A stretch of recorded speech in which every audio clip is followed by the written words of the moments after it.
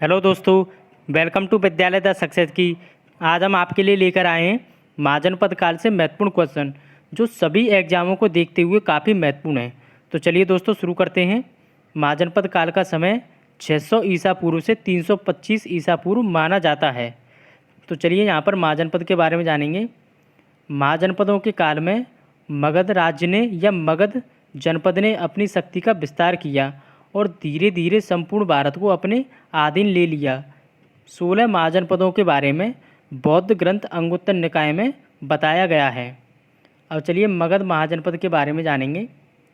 मगध पर शासन करने वाला सर्वप्रथम शासक बिंबिसार था, जिसने हर्यक वंश की नींव रखी, जिसकी राजधानी गिरिब्रज या राजगृह थी।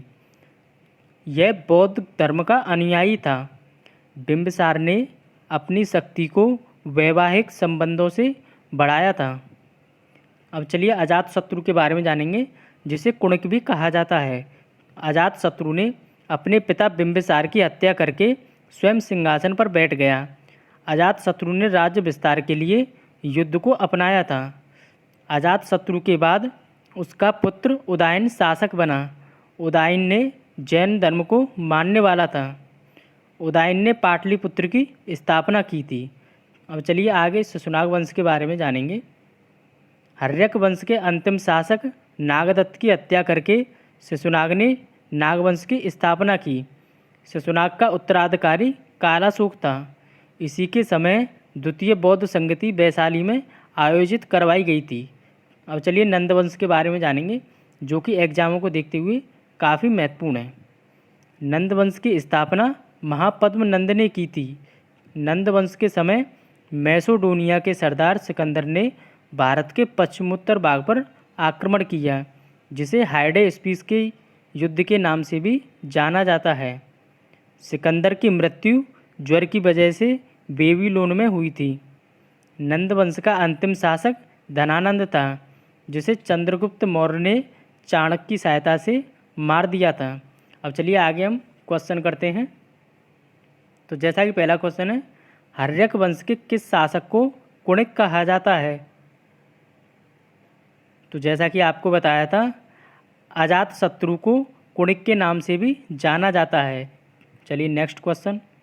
गंगा और सोन नदी के संगम पर किस शासक ने पाटलिपुत्र नामक नगर की स्थापना की थी? तो इसका आंसर है उदयन ने। चलिए नेक्स्ट। किस शासक द्वारा पाटलिपुत्र को राजधानी बनाया गया था? तो इसका आंसर है उदयन द्वारा। चलिए नेक्स्ट। 16 महाजनपदों की सूची किस में उपलब्ध है?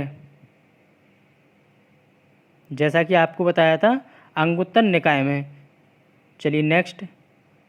किस शासक ने अवंती को जीतकर मगध का हिस्सा बना लिया था? तो चलिए जानेंगे शिशुनाग द्वारा। चलिए अगला क्वेश्चन। किस मगध सम्राट ने अंग का विलय कर अपने राज्य में मिला लिया था? तो चलिए जानेंगे बिंबिसार द्वारा। चलिए नेक्स्ट। किस मगध सम्राट ने काशी और लिच्छवी का विलय कर अपने मगध में कर लिया था? तो इसका आंसर है अजातशत्रु ने। चलिए नेक्स्ट। सिकंदर के आक्रमण के समय उत्तर भारत में किस राजवंश का शासन था? जैसा कि आपको बताया था, नंदवंश का। चलिए नेक्स्ट। उज्जैन का प्राचीन नाम क्या था? तो इसका आंसर है अवंतिका। चलिए नेक्स्ट। प्राचीन भारत में पहला विदेशी आक्रमण किनके द्वारा करवाया गया था? तो इसका आंसर है ईरानियों द्वारा। चलिए अगला क्वेश्चन। निम्न में से मगध की प्रथम राजधानी क्या थी? तो चलिए जानेंगे पाटलिपुत्र। चलिए नेक्स्ट। निम्न में से सिकंदर महान के समकालीन मगध का राजा कौन था? तो इसका आंसर है घनानंद। सिकंदर की भारत में सफलता के क्या कारण थे? तो इसका आंसर है डी। जैसा कि भारत में तब कोई केंद्रीय सत्ता नहीं थी, उसकी सेना श्रेष्ठ प्रकार की थी, इसे देशद्रोही भारतीय शासकों द्वारा सहयोग मिला और वह एक अच्छा प्रशासक भी था।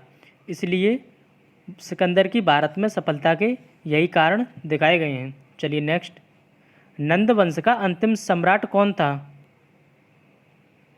तो चलिए जानेंगे, नंद वंश का अंतिम सम्राट घनानंद था। चलिए नेक्स्ट, निम्न में से किसे उग्रसेन या भयानक सेना का स्वामी कहा जाता है? तो चलिए जानेंगे, महापद्मनंद को। चलिए नेक्स्ट, चलिए आगे हम मौर्य काल के बारे में जानेंगे। मौर्य काल का समय काल 325 ईसा पूर्व से 185 ईसा पूर्व माना जाता है। चलिए जानेंगे, चलिए मौर्य वंश के बारे में देखेंगे। मौर्य वंश की स्थापना चंद्रगुप्त मौर्य ने की थी। इसके गुरु का नाम चाणक्य था। चाणक्य का वास्तविक नाम विष्णुगुप्त और कौटिल्य था। चाणक्य ने अर्थशास्त्र और राजनीतिक संबंधी पुस्तकें लिखी। चंद्रगुप्त मौर्य के शासनकाल में सिकंदर के सेनापति सेल्यूकस निकेटर ने आक्रमण किया, जिसमें सेल्यूकस की हार हुई। सेल्यूकस का राजपूत नाम मेगस्थनीस था, जिसने इंडिका नामक पुस्तक लिखी थी। दोस्तों, ये वन लाइनर क्वेश्चन ये एग्जामों को देखते हुए काफ़ी महत्वपूर्ण है। चलिए नेक्स्ट, सेल्यूकस ने अपनी पुत्री कार्नेलिया के साथ चंद्रगुप्त मौर्य का विवाह किया था। चंद्रगुप्त मौर्य की मृत्यु श्रवणबेलगोला में उपवास के दौरान हुई थी। अब चलिए बिंदुसार के बारे में जानेंगे। चंद्रगुप्त मौर्य के बाद बिंदुसार अगला शासक बना। यह जैन धर्म का अनुयायी था। बिंदुसार के शासनकाल में तक्षशिला में विद्रोह हुआ, जिसे शांत करने के लिए अशोक को भेजा गया और अशोक ने यह विद्रोह शांतिपूर्वक शांत किया। अब चलिए अशोक के बारे में जानेंगे। मौर्य वंश में सबसे महान शासक अशोक को माना जाता था, जिसने शिलालेखों का प्रचलन किया था। शिलालेखों की खोज पैंथलन ने की थी और इन्हें सबसे पहले जेम्स प्रिंसेप ने पढ़ा था। कलिंग में भारी रक्तपात के बाद अशोक ने शस्त्र त्याग दिए। इस वंश का अंतिम शासक बृहद्रथ था। अशोक को देवनाम प्रिय के नाम से भी जाना जाता है। दोस्तों, अशोक के इस नाम को एग्जामों में अक्सर कर पूछ लिया जाता है। तो चलिए, शुंग वंश की स्थापना पुष्यमित्र शुंग ने की थी और कण्व वंश की वासुदेव ने, और सातवाहक वंश की सुमुख ने स्थापना की थी और गुप्त वंश की श्रीगुप्त ने स्थापना की थी। अब चलिए दोस्तों, इनसे संबंधित आगे क्वेश्चन करते हैं। चाणक्य का अन्य नाम क्या था? तो जैसा कि आपको बताया था, चाणक्य का अन्य नाम विष्णुगुप्त भी था। चलिए नेक्स्ट, चाणक्य किसका प्रधानमंत्री था? तो इसका आंसर है चाणक्य चंद्रगुप्त मौर्य का प्रधानमंत्री था। चलिए नेक्स्ट, चंद्रगुप्त के शासन विस्तार में मुख्य रूप से किसने मदद की थी? तो इसका आंसर जानेंगे, चाणक्य ने, जो कि चंद्रगुप्त मौर्य के गुरु थे। वह भारतीय शासक कौन था जिसने अपने अंतिम दिनों में जैन धर्म को चुना? तो इसका आंसर है चंद्रगुप्त मौर्य। चलिए नेक्स्ट, निम्न में से कौन मौर्य वंश का शासक नहीं है? तो इसका आंसर है अजातशत्रु। तो जैसा कि चंद्रगुप्त मौर्य, बिंदुसार और अशोक ये मौर्य वंश के शासक हैं। चलिए नेक्स्ट,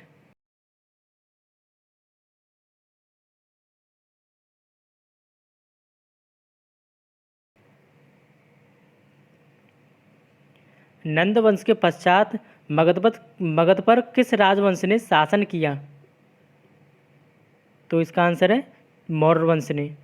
चलिए नेक्स्ट, किस मौर्य राजा ने दक्कन की विजय प्राप्त की? तो इसका आंसर है चंद्रगुप्त मौर्य ने। चलिए नेक्स्ट,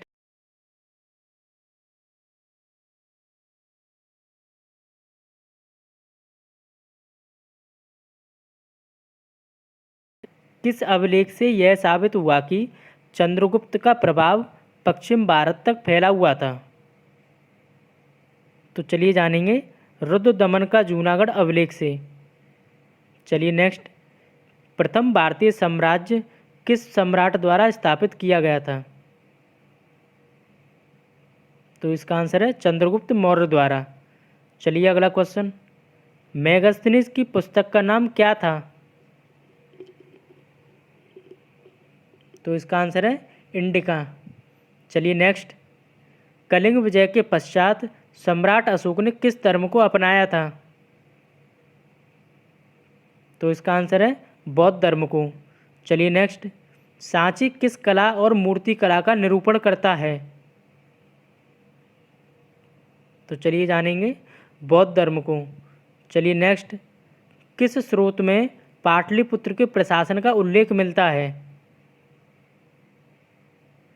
तो चलिए जानेंगे इंडिका में। चलिए नेक्स्ट, अशोक के शिलालेखों में प्रयुक्त की गई भाषा कौन सी थी? तो इसका आंसर है प्राकृत भाषा।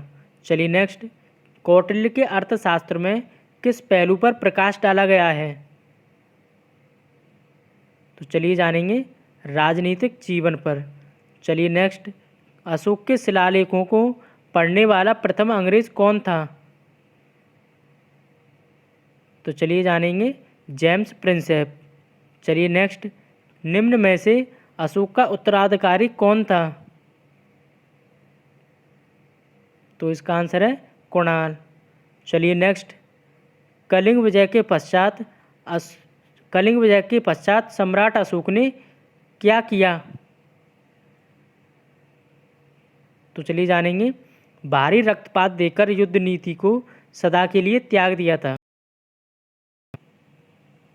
अशोक के अधिकांश अभिलेख किस भाषा व लिपि में मिले थे? तो चलिए जानेंगे प्राकृत व ब्राह्मी।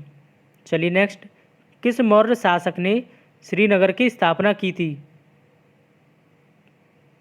तो इसका आंसर है अशोक ने। चलिए नेक्स्ट, मौर्य काल में गुप्तचरों को क्या कहा जाता है? तो इसका आंसर है गूढ़ पुरुष। चलिए नेक्स्ट, मौर्य काल में एग्रोनोमाई किसे कहा जाता है? तो चलिए जानेंगे सड़क निर्माण अधिकारी को। दोस्तों वीडियो थोड़ी लंबी हो जाएगी, इसलिए हम क्वेश्चन जल्दी जल्दी करेंगे। अशोक काल के बारे में जानने के लिए महत्वपूर्ण स्रोत क्या है? तो इसका आंसर है शिलालेख। चलिए नेक्स्ट, अशोक द्वारा कलिंग पर चढ़ाई की जाने के लिए महत्वपूर्ण स्रोत क्या है? तो इसका आंसर है 13वां बृहत शिलालेख। चलिए नेक्स्ट, बिंदुसार की मृत्यु के समय अशोक किस प्रांत का गवर्नर था? तो चलिए जानेंगे उज्जैन का गवर्नर था। चलिए नेक्स्ट, अशोक ने बौद्ध धर्म के प्रचार प्रसार के लिए श्रीलंका किसे भेजा था? तो इसका आंसर है महेंद्र और संघमित्रा को। चलिए नेक्स्ट, प्रसिद्ध यूनानी राजदूत मेगस्थनीस भारत में किसके दरबार में आए थे? तो इसका आंसर है चंद्रगुप्त मौर्य के शासनकाल में। चलिए नेक्स्ट, पाटलिपुत्र में स्थित चंद्रगुप्त का महल मुख्यतः किसका बना था? तो इसका आंसर है लकड़ी का। चलिए नेक्स्ट, सांची का स्तूप किसने बनवाया था? तो इसका आंसर है सम्राट अशोक ने। चलिए नेक्स्ट, कनिष्क की राजधानी कहाँ थी? तो चलिए जानेंगे कनिष्क की राजधानी पुरुषपुर में थी। चलिए अगला क्वेश्चन, चरक किसके राज चिकित्सक थे? तो इसका आंसर है कनिष्क के। चलिए नेक्स्ट, तक्षशिला के प्रसिद्ध स्थल होने का क्या कारण है? तो इसका आंसर है गांधार कला। चलिए नेक्स्ट, भारत में सर्वप्रथम स्वर्ण मुद्राएं किसने चलवाई थी? तो इसका आंसर है इंडो बैक्ट्रियन ने। चलिए नेक्स्ट, निम्न में से किसने बड़े पैमाने पर भारत में स्वर्ण मुद्राएं चलवाई थी? तो चलिए जानेंगे कुषाण शासकों ने। चलिए नेक्स्ट, चरक और नागार्जुन किसके राज दरबार की शोभा थे? तो इसका आंसर है कनिष्क के।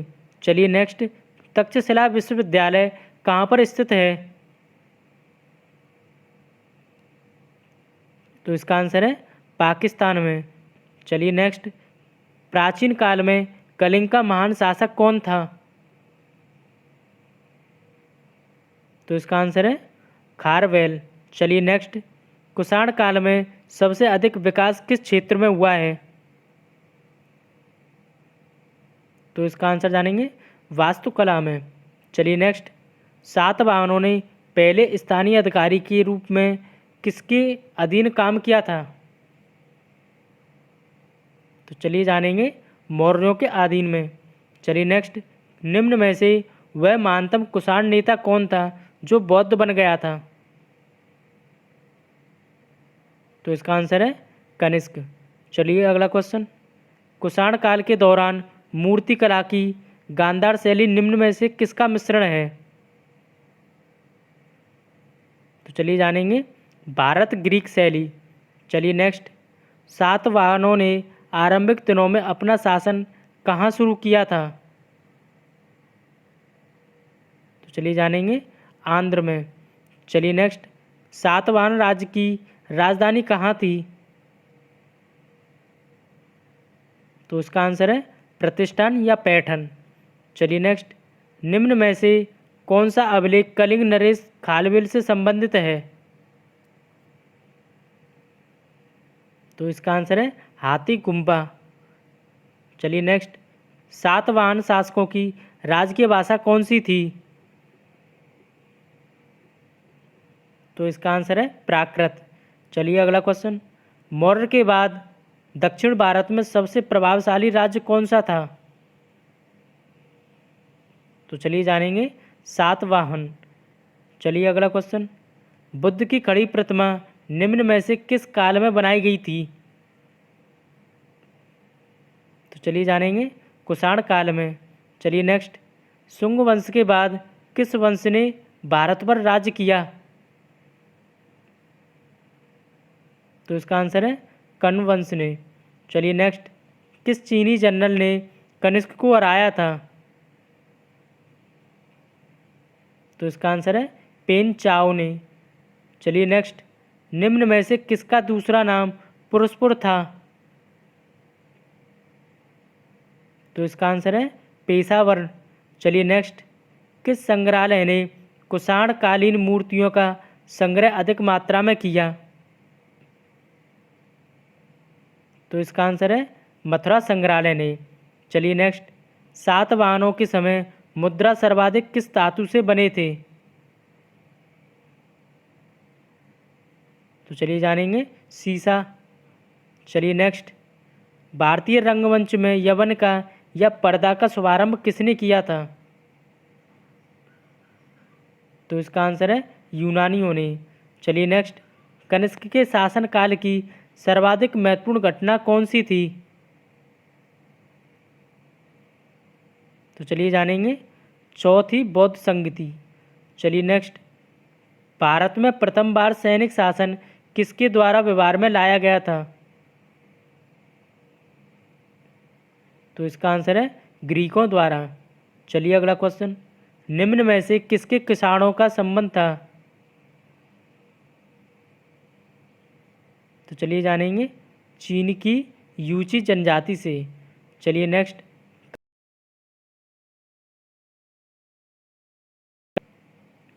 कलिंग नरेश खारवाल किस वंश से संबंध रखते थे? तो इसका आंसर है चेदी वंश थे।